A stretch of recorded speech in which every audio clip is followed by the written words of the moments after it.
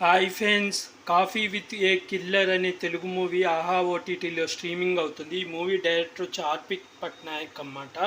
ఈ movie story line వచ్చి ఒక కాంట్రాక్ట్ కిల్లర్ ఉంటారు. అతనికి ఫోన్లో ఒకరు కాంట్రాక్ట్ ఇస్తారు, నువ్వు కాఫీ షాప్లో వెయిట్ చేయి, ఒకరిని చంపాలి అని. అయితే చంపాల్సిన వ్యక్తి ఎవరంటే ఇప్పుడే కాదు, కాసేపు అయినాక నీకే తెలుస్తుంది అని చెప్తాడు.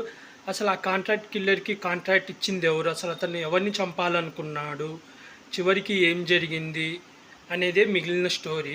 సినిమా మొత్తం కాఫీ షాప్లోనే జరుగుతుంది. ఈ సినిమా డ్యూరేషన్ కూడా చాలా తక్కువ, 1 hour 41 minutes అన్నమాట, 44 minutes, 1 గంట 44 నిమిషాలు. ఈ మూవీ మొత్తం కాఫీ షాప్లోనే జరుగుతుంది. మూవీ ఎలా ఉందంటే పర్లేదు, అటమైతే ఒక ఇంట్రెస్ట్ లైన్ అయితే ఉంది. అంటే మనకు మ్యాక్సిమం కిల్లర్ ఎవరు అనేది మనం సినిమాల్లో చూస్తాం, కానీ కిల్లర్ ఎవరిని చంపబోతున్నాడు అనేది మనకు క్లైమాక్స్ దాకా తెలియదు అన్నమాట.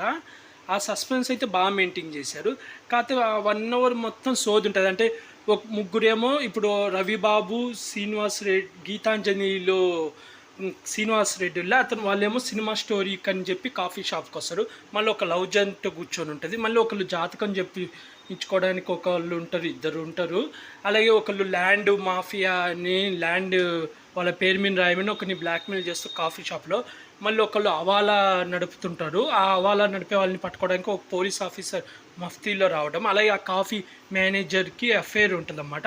ఆ అఫేర్ ఉన్న వాళ్ళ హస్బెండ్ అక్కడికి రావడం, ఆ కాఫీ మేనేజర్ భయపడడం.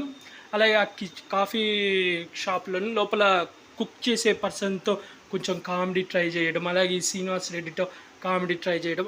ఇలా కొంతమందికి స్టోరీలు ఉంటాయి అన్నమాట. అంటే స్టోరీలు అంటే సంభాషణ, ఒక్కొక్కరికి ఒక్కొక్క ప్రాబ్లం ఉన్నట్టు అలా చూపించి వాళ్ళందరూ మాట్లాడుకుంటూ క్లైమాక్స్కి వచ్చేసరికి ఆ కిల్లర్ ఎవరనేది తెలియడం, చంపడం. అక్కడ ఒక చిన్న ట్విస్ట్ అయితే రివీల్ అవుతుంది. అలాగే మధ్యలో కాఫీ ఓనర్ ఉంటాడు కదా, అతను భయం వేసి అతని ఫ్రెండ్ని పిలిపిస్తాడు అన్నమాట. అతను హీరో కిందికే వస్తాడు, ఇంకా లెక్క హీరో రావడం. ఇక్కడ ఒక కిల్లర్ ఉన్నాడంటే యాక్టింగ్ చేసి అవతల ఫోన్ ఎవరు మాట్లాడుతున్నో వాడిని కనిపెట్టడానికి ట్రై చేయడం, అదంతా చూపిస్తాడు. అయితే ఎండింగ్లో కొంచెం ట్విస్ట్ అయితే నాకు చాలా బాగుంది. ఒక వ్యక్తిని చంపుతాడు, ఆ చంపిన తర్వాత ఈ వ్యక్తినే చంపాల్సింది అసలైనప్పుడు ట్విస్ట్ అయితే చాలా బాగుంది. అలాగే దీనికి సీక్వెల్ ఉన్నట్టయితే ఎండింగ్ చేశారు. ఓవరాల్గా మూవీ అయితే పర్లేదు, 1 time వాచబుల్. కామెడీ అంతగా పండలేదు. అంటే మెయిన్ కామెడీ వేలో తీసుకుపోవాలనుకున్నారు, కానీ కామెడీ అంత పండలేదు. సస్పెన్స్ అయితే బాగుంది, క్లైమాక్స్లో నాకు ట్విస్ట్ బాగా నచ్చింది. అదైతే బాగా మెయింటైన్ చేశారు సస్పెన్స్.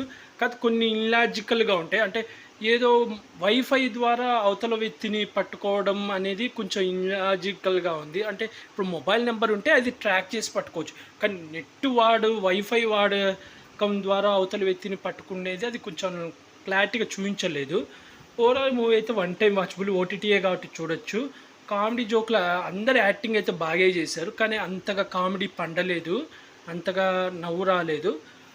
లాస్ట్ అయితే చాలా బాగుంది. లాస్ట్ 10 minutes అయితే మంచి సస్పెన్స్ అయితే బాగా మెయింటైన్ చేశారు. మీరు ఎవరైనా చూడకపోతే ఆహా ఓటీటీలో స్ట్రీమింగ్ అవుతుంది, చూసేయండి ఫ్రెండ్స్. నేనైతే ఈ మూవీకి వచ్చి 5కి 2.5 రేటింగ్ ఇస్తాను. డైరెక్షన్ కూడా పర్లేదు, బాగానే ఉంది. అలాగే ఇలాంటి మూవీ రివ్యూస్ కానీ వెబ్ సిరీస్ రివ్యూస్ కానీ కావాలనుకుంటే నా యూట్యూబ్ ఛానల్ని సబ్స్క్రైబ్ చేసుకోండి friends. Like, share, comment, subscribe friends. Bye.